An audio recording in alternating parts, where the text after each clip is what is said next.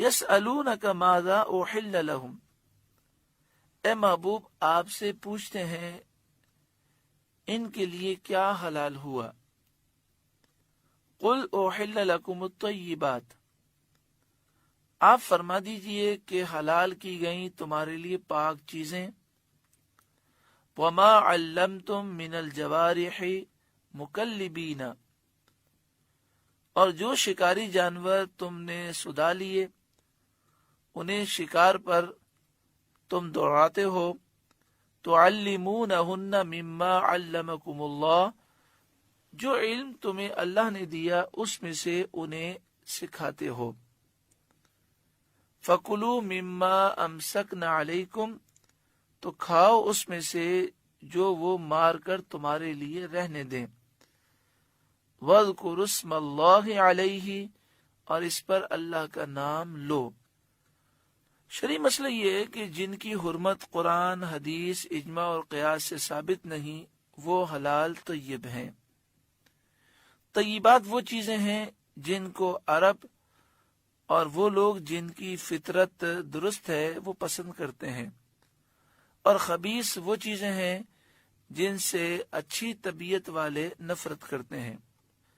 کسی چیز کی حرمت پر اگر دلیل نہ ہو تو وہ حلال ہے، یعنی حرام کے لیے دلیل ضروری ہے، اور کسی کی حرمت پر دلیل موجود نہ ہو تو یہ دلیل کا موجود نہ ہونا ہی اس کے حلال ہونے کی دلیل ہے۔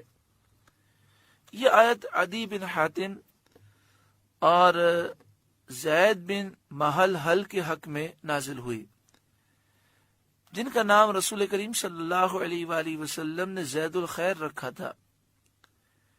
ان دونوں صاحبوں نے عرض کیا، یا رسول اللہ صلی اللہ علیہ وسلم، ہم لوگ کتے اور باز کے ذریعے شکار کرتے ہیں، تو کیا ہمارے لیے حلال ہے؟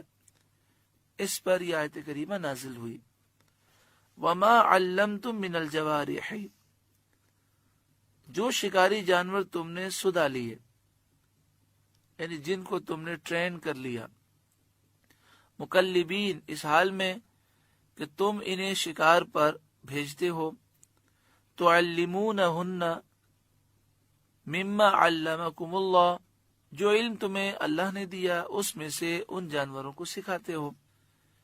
فَكُلُوا مِمَّا أَمْسَكْنَا عَلَيْكُمْ، تو کھاؤ اس میں سے جو وہ مار کر تمہارے لیے رہنے دیں۔ وَاذْكُرُوا اسْمَ اللَّهِ عَلَيْهِ، اور اس پر اللہ کا نام لو۔ اب یہ شکاری جانور چاہے درندے ہوں، مثلا کتے، چیتے، ان کے ذریعے شکار کیا جائے، یا شکاری پرندے ہوں، باز، شاہین وغیرہ، جب انہیں اس طرح سدا لیا جائے، اس طرح ٹرین کر دیا جائے کہ جو شکار کریں اس میں سے نہ کھائیں، اور جب شکاری ان کو چھوڑے تب شکار پر جائیں، اور جب بلائیں واپس آ جائیں۔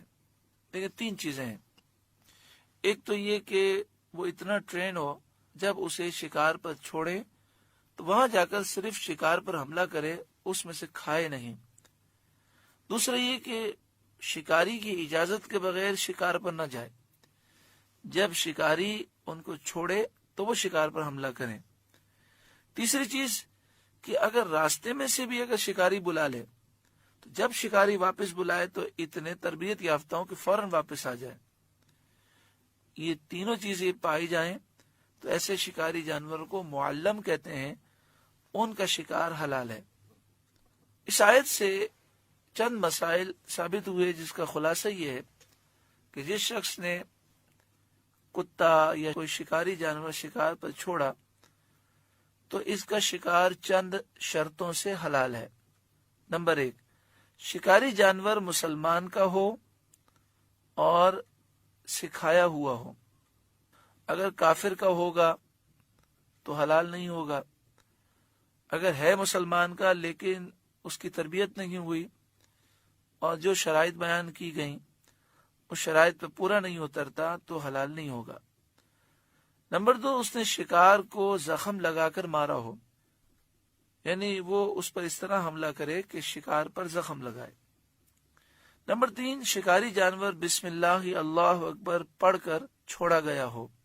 نمبر 4، اگر شکاری کے پاس شکار زندہ پہنچا ہو، شکاری جانور نے حملہ کیا اور جو شخص شکار کرنے والا ہے وہ اس شکار پر، یعنی جو جانور شکار کیا گیا ہے اس تک یہ پہنچ جائے اور وہ ابھی زندہ ہو، تو اس کو بسم اللہ اللہ اکبر کہہ کر ذبح کرنا ضروری ہے، اور اگر اس کے پہنچنے سے پہلے مر گیا تو وہ حلال ہے۔ اگر ان شرطوں میں سے کوئی شرط نہ پائی گئی تو حلال نہ ہوگا۔ مثلا اگر شکاری جانور معلم سکھایا ہوا نہ ہو، یا اس نے زخم نہ لگایا ہو شکار پر، یا شکار پر چھوڑتے وقت بسم اللہ اللہ اکبر نہ پڑا ہو، یا شکار زندہ پہنچا ہو اور شکاری نے اس کو ذبح نہ کیا ہو، یا تربیت یافتہ شکاری جانور کے ساتھ غیر معلم، غیر تربیت یافتہ جانور بھی شکار میں شریک ہو گیا ہو، یا ایسا شکاری جانور شریک ہو گیا ہو جس کو چھوڑتے وقت بسم اللہ اللہ اکبر نہ پڑھا گیا ہو، یا وہ شکاری جانور مجوسی کافر کا ہو، ان سب صورتوں میں وہ شکار حرام ہوگا۔ تیر سے شکار کرنے کا بھی یہی حکم ہے۔ اگر بسم اللہ اللہ اکبر کہہ کر تیر مارا اور اس سے شکار زخمی ہو کر مر گیا تو حلال ہے، اور اگر صرف زخمی ہوا ہے ابھی مرا نہیں اور شکاری نے اسے پا لیا تو اس کو بسم اللہ اللہ اکبر پڑھ کر ذبح کرے۔ اگر اس پر بسم اللہ نہ پڑی، یا تیر لگنے سے زخم نہ لگا، یا زندہ پانے کے بعد اس کو ذبح نہ کیا، ان سب صورتوں میں وہ جانور حرام ہو جائے گا۔ یہ چند مسائل وہ بیان کیے گئے جو اس آیت کریمہ کی تفسیر کو سمجھنے کے لیے ضروری ہیں۔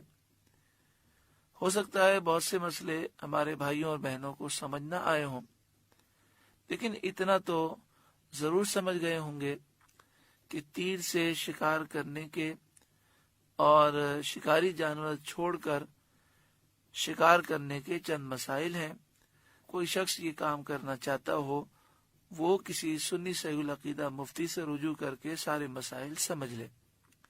اسی طرح یہ بھی سمجھ لیں کہ ہمارے اکثر ائمہ اور بزرگان دین کے نزدیک گولی سے اگر شکار کیا جائے گا تو اس سے شکار درست نہیں ہے، وہ جانور حلال نہیں ہوگا۔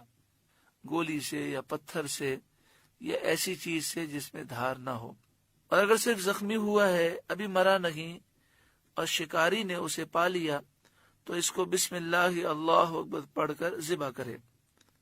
آگے شاہ فرمایا واتقوا اللہ، اور اللہ سے ڈرتے رہو، ان اللہ سریع الحساب، بے شک اللہ کو حساب کرتے دیر نہیں لگتی، بے شک اللہ جلد حساب لینے والا ہے۔